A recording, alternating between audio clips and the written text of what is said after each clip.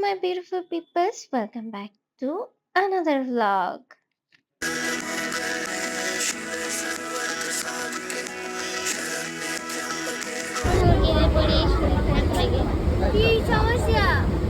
আমার বোন সকাল সকাল ঘুম থেকে ওকে জোর করে তুলে নিয়ে চলে গিয়েছিলাম শপিং করতে। ওর খুব ইরিটেট হচ্ছিল, তাই ও ওরকম করছিল।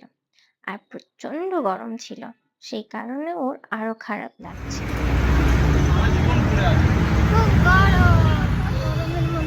খুব গরম লাগছে গাইস, হাঁটতে হাঁটতে পাগল হয়ে গেলাম। আমাদেরকে হাঁটাচ্ছে একজন, একে নিয়ে শপিং করতে আসবো, শপিং করতে জীবন কয়লা হয়ে গেল। আমরা সকাল সকাল ট্রেন ধরে চলে গিয়েছিলাম শিয়ালদাতে, আর শিয়ালদাতে দাঁড়িয়ে ছিল আমার বর। ওখান থেকে আমরা চলে গিয়েছিলাম আদিমোহিনী মোহনে আমার বোনের জন্য শাড়ি দেখতে। দুটো তিনটে শাড়ি দেখার পরে ওর জন্য শাড়ি সিলেক্ট করা হলো, আর আমি ওখানে আমার জন্য শাড়ি দেখেছিলাম, বাট আমার ভালো লাগেনি। তাই আমরা চলে গিয়েছিলাম বেনারসি নিকেতনে। বেনারসি নিকেতন থেকে আমি আমার জন্য 4-5টা শাড়ি সিলেক্ট করেছিলাম। তার মধ্যে 3টে শাড়ি নেওয়া হয়েছিল। একটা হচ্ছে আমার দত্তের জন্যে, আরেকটা হচ্ছে আমার আশীর্বাদের জন্যে, আরেকটা হচ্ছে আমার বিয়ের জন্যে। বিয়ের জন্য আমি প্রচুর শাড়ি দেখেছি, আর প্রচুর শাড়ির মধ্যে এই শাড়িটা আমার পছন্দ হয়েছে, কারণ বিয়ে তো মানুষ একবারই করে, আর বিয়ের শাড়িটা এক নজরে দেখে পছন্দ হয়ে যাবে। আর এই শাড়িটা আমার এক নজরে পছন্দ হয়ে গেছিল। আমার বোনের জন্যে এখান থেকে আমরা দত্তেরও শাড়ি নিয়েছিলাম। পেমেন্ট করার পরে আমরা চলে গিয়েছিলাম সোজা খেতে, বিকজ এত খিদে লেগেছিল, সকাল থেকে কিছু খাওয়া হয়েছিল না, তাই আমরা চলে গিয়েছিলাম খেতে।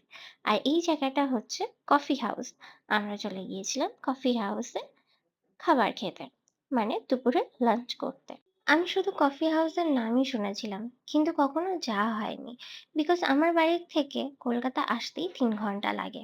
তো সেই কারণে কোথাও সেইভাবে ঘুরতে যাওয়া হয়নি। আর এই বিয়ের শপিং করতে এসে আমার অনেক জায়গা ঘোরা হয়ে গেছে। এই জায়গাটা দেখে বেশ ভালোই লেগেছিল, আর এখানকার খাবার দাবার ছিল আরো পছন্দের।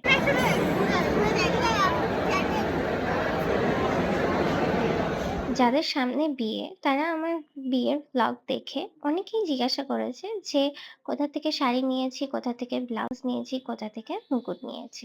আমি সবটাই আস্তে আস্তে তোমাদের সাথে বিয়ের ব্লগে শেয়ার করব। সাথে থেকো আর আমাকে সাপোর্ট করো। আমি তো সেইভাবে ভিডিও বানাই না, কিন্তু এই ছোট ছোট ক্লিপ দিয়ে তোমাদের সাথে যতটুকু শেয়ার করতে পারবো ততটুকুই শেয়ার করব। এই গল্প করতে করতে আমাদের চলে এসছে খাবার।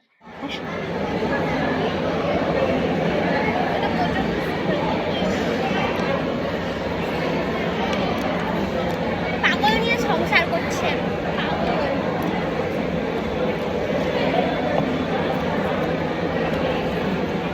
ভিডিও বানাচ্ছি না।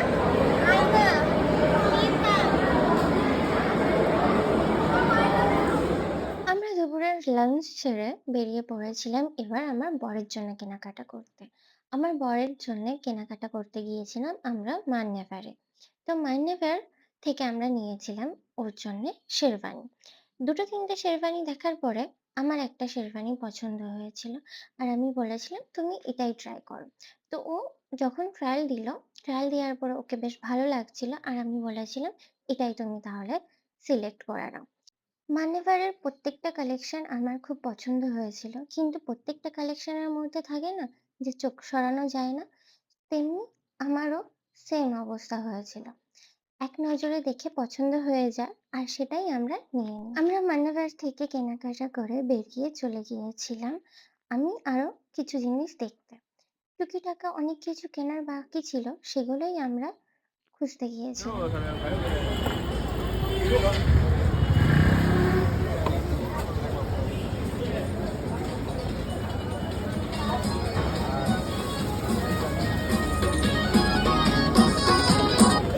রাত হয়ে যাচ্ছে, একটু ঘুরে যাচ্ছি, খুঁজে আর কিছু পাচ্ছি না।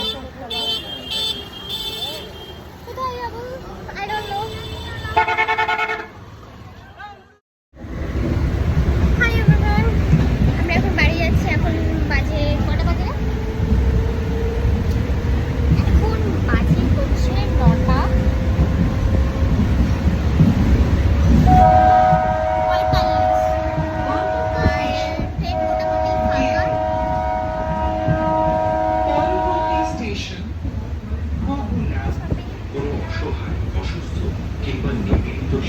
আমাদের প্ল্যাটফর্ম আসছে, এখনো আসেনি। বাড়ি যাই, গাড়ি কষ্ট হয়ে যাচ্ছে। উফ, দিনটা কি খারাপ হয়ে গেল। পিম্পলস और पिंपल्स क्या करूं इस पिंपल का। এই যে আমার পাপা প্রত্যেকদিন আমার জন্য ওয়েট করে থাকবে যে আমি কখন বাড়ি আসছি।